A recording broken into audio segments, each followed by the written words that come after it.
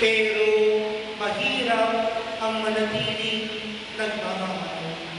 Bakit 3 beses pang tinanong ni Jesus si Simon Pedro kung mahal niya ba ito?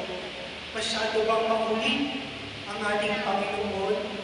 3 beses because 3 beses na nagtaksi si Simon Pedro, kung kaya nga 3 beses din pinapahayag ni Simon Pedro ang kanyang pagmamahal kay Jesus.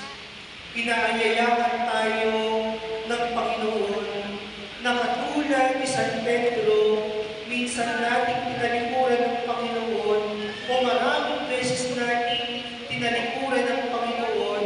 Ngayon ang pagkakataon na binibigay sa atin para muli natin siyang yakapin at tayo'y sumunod sa Kanya. Kaya nga sa unang pagbasa natin, pinapaalala sa atin yung sinabi ni Simon Pedro, at yung sinabi niya, mabuting kami ay malagay sa kahihiyan